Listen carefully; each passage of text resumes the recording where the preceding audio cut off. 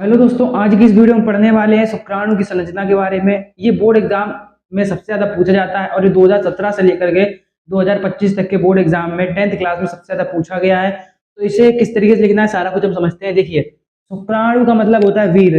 आपने वीर भी नाम सुना होगा, कभी आपने कोई वीडियो देखी होगी मोटिवेशन की, उसमें वीर का भी नाम बोलते हैं, तो उसे वीर को ही शुक्राणु कहते हैं। ये कक्षा 10 के लिए और कक्षा 12 के लिए दोनों के लिए सबसे ज्यादा इंपॉर्टेंट ये टॉपिक होता है। ये हर साल बोर्ड एग्जाम पूछा जाता है। टोटल ये आपका जो क्वेश्चन आता है ये 5 नंबर का आता है। या तो आपसे ये पूछेगा कि शुक्राणु की संरचना बताइए, मतलब पूरा ये पूछेगा, या फिर वो पूछे शुक्राणु का चित्र बताइए, है? या फिर आपसे पूछेगा शुक्राणु का नामांकित चित्र बताइए, या फिर आपसे पूछेगा शुक्राणु की परिभाषा बताइए। इस तरीके से क्वेश्चन पूछते हैं। अगर शुक्राणु की परिभाषा पूछी जाएगी तो आपका वो 2 नंबर में क्वेश्चन आएगा। यदि आपके शुक्राणु का चित्र पूछेगा तो ये आपका 5 नंबर में आता है, दोनों के साथ, नामकरण और चित्र के साथ। यदि आपसे ये पूछेगा शुक्राणु की संरचना पूरी बताइए, मतलब पूरी तरीके से आपसे पूछेगा, तो ये आपका टोटल 5 नंबर में आता है और सबसे ज्यादा इंपॉर्टेंट ये टॉपिक है। चलिए शुरू करते हैं। शुक्राणु ये कुछ इस टाइप से इसका चित्र होता है, ये कुछ इस तरीके का आपका चित्र होता है। इसमें क्या क्या होता है देखिए, सबसे पहले ये होता है, ये इस तरीके से इसका सिर होता है, जैसे हम सिर बोलते हैं, जैसे हमारा ये सिर होता है, इस तरीके का सिर होता है। शीर्षक जिसे बोलते हैं हेड, हेड जिसे बोलते हैं, जो मैंने आपको बताया सिर, सिर को हम शीर्षक भी बोलते हैं और हेड भी बोलते हैं।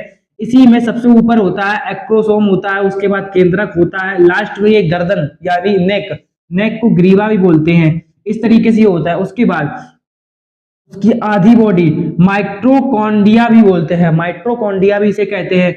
जो आधी बॉडी होती है, जो गर्दन के नीचे का जो भाग होता है, उसे हम माइट्रोकॉन्डिया कहते हैं।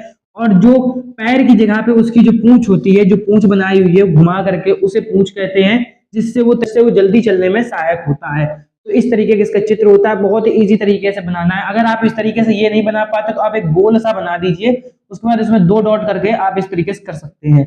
2 तरीका आपके लिए सही है। अब इसको लिखते कैसे हैं ये समझते हैं। देखिए, शुक्राणु, शुक्राणु को हम वीर भी बोलते हैं। तो शुक्राणु क्या होता है समझते हैं। मानव शुक्राणु लगभग 60 mm इसे बोल सकते हैं। यहाँ पे अगर ये समझ नहीं आ रहा है तो यहाँ पर आप m बना लीजिए। mm 60 mm लंबा होता है। 60 mm बहुत छोटा होता है। अगर आप इसको स्कोप से दूरदर्शी होता है उसके थ्रू अगर आप देखेंगे तो आपको बहुत बड़े बड़े दिखाई देंगे उसमें, तो इतना ही इसका साइज होता है, बहुत पतला, लंबा पतला होता है। इसके मुख्य 4 भाग होते हैं। नंबर 1 शीर्षक, हमने सबसे पहला भाग यही ले लिया। हम बड़े बड़े भागों को पढ़ेंगे और हम छोटे छोटे भागों को थोड़ा छोड़ेंगे। तो सबसे पहले हम लेंगे शीर्षक। शीर्षक क्या होता है? शीर्षक आपको बताया सिर, सिर को हम शीर्षक बोलते हैं। तो इसको जब हम पढ़ेंगे तो इसमें केंद्रक तथा एक्रोसोम होता है। इसमें केंद्रक तथा एक्रोसोम होता है। एक्रोसोम एक स्रावित एंजाइम निषेचन में सहायक होता है। जो देखिए एक्रोसोम जो होता है वो स्रावित एंजाइम निषेचन में कार्य करता है, जिसे फर्टिलाइजेशन कहते हैं इंग्लिश में, फर्टिलाइजेशन, उसमें ये कार्य करता है फर्टिलाइजर में। उसके बाद ग्रीवा, ग्रीवा यानी गर्दन। ये बहुत सिंपल टॉपिक होता है, इसको अगर आप समझ गए तो आपके 5 नंबर क्लियर हो जाएंगे। और ये ज्यादा लंबा इसके लिए वीडियो नहीं बनती है, बहुत छोटी वीडियो बनती है इसके लिए। ग्रीवा, ग्रीवा का मतलब होता है गर्दन। अब इसको हम जब पढ़ेंगे तो यह के मध्य भाग से जुड़ा होता है। इसमें एक जोड़ी सेल होता है जो पूंछ का अच्छे तंतु से निकलता है। देखिए, जो ये एक तरीके का ये जो बना हुआ है, ये अंदर ही अंदर जो बना हुआ आकर के पूंछ से जो जुड़ गया है, इसे हम, ठीक है। उसके बाद मध्य भाग, इसको कैसे पढ़ेंगे?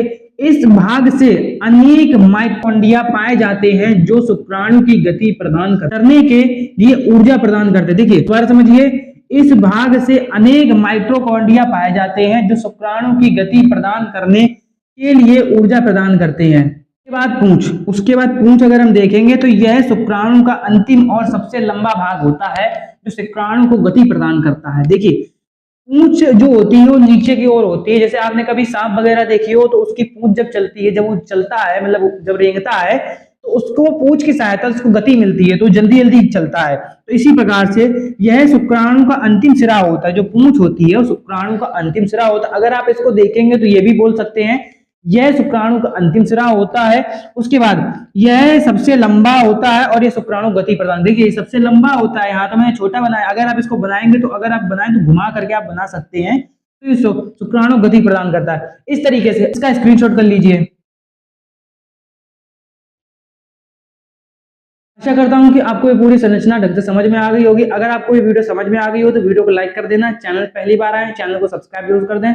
मिलते हैं नेक्स्ट वीडियो में, तब तक के लिए बाय बाय।